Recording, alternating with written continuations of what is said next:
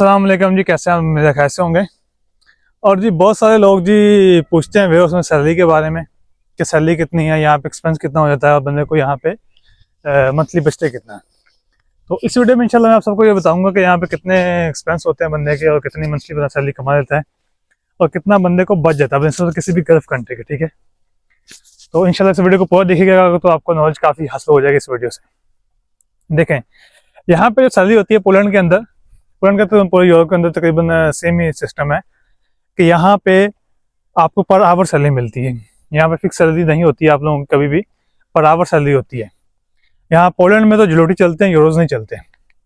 दूसरे European country में euro चलते हैं, लेकिन यहाँ पे यूरोज नहीं है, इनकी अपनी करेंसी होती है पोलिश करेंसी। जो पोलिश करेंसी है तकरीबन दुबई का 1 दिरहम और हमारी जहाँ पोलैंड की जो करेंसी है वो सेम ही है। ठीक है, वो पाकिस्तानी रुपीस में, इंडियन रुपीस में, बांग्लादेश रुपीस में सेम बनती है, यानी कि दुबई का 1 दिरहम और पोलैंड की जो एक ज़्लोटी उसको हम बोलते हैं यहाँ पे पोलिश करेंसी को, वो एक ही बनता है। ठीक है, वो सेम ही है तकरीबन सारे। उसके बाद यहाँ पे 1 घंटे की कितनी सैलरी मिलती है वो आपको बताता हूँ मैं। यहाँ पे कंपनी सेम पे नहीं करती, हर बंदे को अलग अलग पे करते हैं। मतलब किसी की 23 ज़्लोटी होती है पर आवर, ठीक है, मतलब 23 ज़्लोटी पर आवर, किसी की 25 होती है और यहाँ पे 27 तक रेट चलता है। मतलब 27 ज़्लोटी 1 घंटे को कोई भी कंपनी पे करती है यहाँ पे पोलैंड के अंदर। ठीक है, तो अब बारी आती है कि आप महीने में कितना कमा लेते हैं और कितना आप बचा लेंगे। ठीक है, यहाँ पे 2 छुट्टियाँ होती हैं, सैटरडे और संडे छुट्टी रहती है हमेशा यहाँ पे ज़्यादातर कंपनीज है।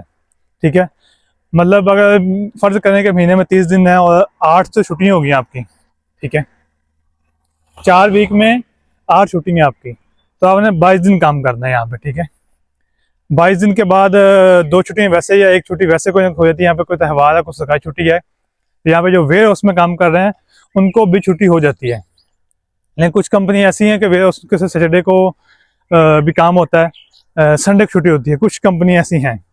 ठीक है, और अगर बंदा किसी वेयर हाउस में काम नहीं कर रहा है, किसी और जगह पर काम कर रहा है, तो उसका वो अलग सिस्टम है। ठीक है, लेकिन वेयर हाउस की बात कर रहा हूँ यहाँ पे, क्योंकि यहाँ पे पोलैंड में ज़्यादा जो बंदे आते हैं काम करने के लिए वो वेयर हाउस में आते हैं। तो वेयर हाउस में वो 20 दिन काम करेगा, मतलब 20 दिन आप मिनिमम लगा लें, उस हिसाब से चलते हैं कि मिनिमम 20 दिन काम होगा किसी बंदे का वेयर हाउस के अंदर।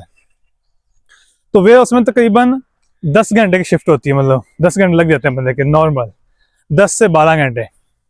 ठीक है, 10 से 12 घंटे आप एक शिफ्ट में काम कर लेते हैं। उसमें वो 8 घंटे ड्यूटी वाला फिक्स ही नहीं होता, यहाँ पे तकरीबन 10 से 12 घंटे एक शिफ्ट को लग जाते हैं। कुछ 11 घंटे में शिफ्ट खत्म होती है, कोई 9 में, तो ये डिफरेंट होता है। ये जब आप आते हैं, आप काम स्टार्ट करते हैं, लेकिन 8 आवर से ऊपर ही शिफ्ट होती है यहाँ पे, ये बात याद रखें। सॉरी, ठीक है, 8 आवर से ज़्यादा यहाँ पे शिफ्ट होती है पोलैंड के अंदर, आप अगर काम कर रहे हैं तो 8 घंटे आपने काम कर लिए, 10 घंटे फर्ज को 10 घंटे आपने काम कर लिया एक दिन के अंदर। उसके बाद आपने 5 दिन काम किया होता है वीकली, तो आपके एक वीक में कितने घंटे बन गए? 50। ठीक है, तो आप वीकली बेसिकली 50 घंटे काम करते हैं। ठीक है, और अगर आप मंथली लगाएंगे तो आप 200 मतलब आवर करते हैं। ठीक है, 200 एक मंथली आप 200 आवर काम करते हैं यहाँ पे। उसको आप मल्टीप्लाई अगर करते हैं 25 से, ठीक है, तो वो तकरीबन 5000 बनता है। ठीक है, अगर आप 25 मतलब ज़्लोटी आपको मिल रहे हैं 1 घंटे के, 5000 ज़्लोटी मतलब आपके तकरीबन दुबई के 5000 दिरहम बनते हैं, सऊदी के 5000 रियाल बनते हैं, मतलब तकरीबन वो सेम ही रहता है। ठीक है, ये मैं कम से कम बता रहा हूँ कि मतलब जो बंदे यहाँ पे कमा लेते हैं। उसके बाद क्या आता है कि जी आपने टैक्स पे करना होता है सैलरी के अंदर से। ठीक है, कुछ कंपनी होती हैं वो सैलरी आपको बताती हैं कि विद टैक्स है, कुछ विदाउट टैक्स भी होती हैं, लेकिन टैक्स तो लाजमी करता ही है 17% आपकी सैलरी से। ठीक है, तो वो आपको करने के बाद आपको सैलरी मिलती है। मतलब यहाँ पे बंदा 4000 तक कमा लेता है, 20 दिन के अंदर बंदा 4000 तक बंदे को मिल जाता है। उसके बाद आता है जी एक्सपेंसेस। एक्सपेंसेस में क्या होता है, एक तो कुछ कंपनी होती हैं जो आपको वो अकोमोडेशन प्रोवाइड करती हैं, ठीक है, लेकिन उसके पैसे काटती हैं आपकी सैलरी से अंदर से। ज़्यादातर कंपनी यहाँ पे मैंने ऐसा देखा है वो अकोमोडेशन प्रोवाइड करती हैं, लेकिन आपकी सैलरी से उसके पैसे वो कटिंग करती हैं अकोमोडेशन के। कुछ कम करती हैं, कुछ ज़्यादा करती हैं, कुछ 50% कंपनी पे करती है, कुछ आप पे करते हैं। तो जो ऐसा करती हैं वो सैलरी भी आपको ज़्यादा पे कर रही होती हैं, ठीक है। जो आपको कम रेट देती है, मतलब 23 रोटी घंटे का या कम देती हैं, तो आपको वो कंपटीशन फ्री देती हैं। तो ये डिपेंड करता है कि आपको अगर वो सैलरी ज़्यादा दे रहे हैं तो आपको वो सहूलियत कम देंगे, अगर आपको सहूलियत ज़्यादा दे रहे हैं तो आपको सैलरी कम देंगे, ठीक है। तो आज आके वो बस वही सेम सिस्टम रहता है बंदे का, ठीक है। और उसके बाद जो खर्चा बंदे का मंथली होता है यहाँ पे तकरीबन 500 की रोटी मस्ट है यहाँ पे खर्चा बंदे का खाने पीने का, क्योंकि बाहर से अगर बंदा ना खाए, बाहर से तो वैसे भी आपको पता है कि जो गल्फ़ कंट्री से आते हैं उनके लिए फूड जो है वो सही नहीं होता यहाँ पे, तो वो खुद अगर खाता है बाहर बना के लेके आएगा तो 500 की रोटी मिनिमम उसका खर्चा है। तो उस बंदे को तकरीबन 3000 तक या 3500 बड़ी मुश्किल से बचता है। यहाँ 3000 तक समझ लो, 3000 की आप एवरेज लगा लें, वो मंथली बंदे को यहाँ पे बच जाता है। 3000 जलोटी, 3000 जलोटी दुबई के 3000 बन गए, सऊदी के भी 3000 बन गए, ठीक है। अगर आप उसको पाकिस्तानी करेंसी में कन्वर्ट करते हैं तकरीबन वो बन जाएगा आपका तकरीबन कोई मेरे ख्याल में 2.5 या 3.25 लाख, ठीक है, इतना बन जाएगा आपका। तो इतने पैसे बंदे को पोलैंड में मिनिमम बच जाते हैं, ठीक है। अगर किसी की कंपनी अच्छी है या सैलरी किसी की अच्छी है, मतलब वो ज़्यादा घंटे काम कर रहा है, ठीक है, छुट्टी भी नहीं उसको, तो उससे भी ज़्यादा पैसे कमा सकता है। लेकिन मैंने आपको मिनिमम बताया, ठीक है। उसके बाद खर्चा जो है वो भी 500 में मिनिमम बताया। अगर कोई बंदा को ज़्यादा कुछ चीज़ें डिफरेंट लेके आता है तो वो खर्चा थोड़ा बढ़ भी सकता है, लेकिन 3000 तक बंदा यहाँ पे बचा देता है, 3000 जरूरी तक। लेकिन यहाँ पे बंदा काम करने दिन कर रहा था 20 दिन, 20 दिन मतलब काम किया और 3000 रोटी बंदे को बच जाता है, मतलब दुबई के 3000। दुबई गल्फ कंट्री में क्या होता है कि बंदा 30 दिन काम करता है, बहुत कोई कंपनी जो छुट्टी भी नहीं देती गल्फ कंट्री में। मैंने बहुत सारे ऐसे कैफेटेरिया रेस्टोरेंट देखे हैं जिनकी छुट्टी भी नहीं होती, ठीक है।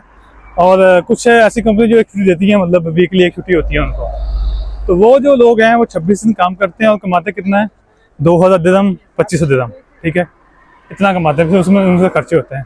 लेकिन यहाँ पे थोड़ा सा ज़्यादा बंदा बचा लेता है, मतलब 3000 दिन तक बचाता है। लेकिन यहाँ पे जो बंदा टैक्स पे करता है उसका आपको फ़ायदा होता है, आपका मेडिकल यहाँ फ्री होता है, बच्चों की तालीम थोड़ी फ्री हो जाती है, यहाँ पे बेनिफिट्स हैं उस चीज़ के, ठीक है। यहाँ पे बेसिकली लोग सैलरी के लिए नहीं आते यूरोप में, सैलरी तो थोड़ी सी अच्छी होती है, बस गल्फ़ कंट्री से ज़्यादा अच्छी नहीं होती। वो तो फिर आहिस्ता आहिस्ता वो काम पर डिपेंड करता है कि आप अपने आप को ग्रो अप कैसे करते हैं, या किसी कंपनी अच्छी में जाते हैं, तो फिर वो अलग हिसाब है, ठीक है। लेकिन मैं उसकी बात कर रहा हूँ, यहाँ पे इसलिए लोग आते हैं कि यहाँ पे डॉक्यूमेंटेशन मिल जाती है, उसके बाद यहाँ पे बेनिफिट बहुत है यूरोप में रहने के, तो इसलिए लोग यहाँ पे मूव ऑन ज़्यादा होते हैं। सैलरी गल्फ से बस थोड़ी सी अच्छी होती है यहाँ पे, ठीक है, लेकिन इनके फ़ायदे बहुत ज़्यादा हैं। तो अगर आप समझ लें कि मंथली आप 20 दिन काम करते हैं तो 10 दिन आपके पास होते हैं जो आप छुट्टी करते हैं, मतलब ऑफ होती है आपकी। 8 दिन तो वैसे होते हैं, 2 दिन आप वैसे लगा लें, कोई यहाँ पे सरकारी छुट्टी आ गई या कुछ भी ऐसा कोई त्यौहार आता है तो यहाँ पे वेयर हाउसेज के अंदर छुट्टी होती है तब, ठीक है। तो आप उन दिनों में कोई भी दूसरा काम कर सकते हैं, मतलब आपके पास अगर 2 छुट्टियाँ हैं सैटरडे संडे, आप कोई भी दूसरा काम ढूंढ सकते हैं और यहाँ पे कर सकते हैं इजीली, वो आपको कोई इशू नहीं है। और अगर आप 10 दिन को काम ढूंढ लेते हैं अपना, ठीक है, अगर आपको पता है यार 10 छुट्टियाँ होती हैं तो 20 दिन तो वे उसमें कंफर्म काम रहता है हमारा, तो 10 हमारे पर डे ऑफ होते हैं, उसमें आप कहीं भी काम ढूंढ सकते हैं अपना, आसपास कहीं काम ढूंढ लें, चाहे कोई ऑनलाइन काम ढूंढ लें, तो ये आप पे डिपेंड है। आप वो अपना काम ढूंढें, वो भी आप 10 दिन लगाएंगे तो ये समझिए कि आपका बोनस ही होगा, ठीक है, और आप एक्स्ट्रा पैसे कमा सकते हैं उन चीज़ों से। हाँ, अपना बताता हूँ, मैं तो बहुत सारे काम होते हैं, ये 2 दिन में मतलब बड़े बिजी गुजरते हैं मेरे, तो मेरे समझो को पूरा महीना मतलब मैं काम कर रहा होता हूँ, जो मैंने अपनी मतलब रूटीन बनाई हुई है।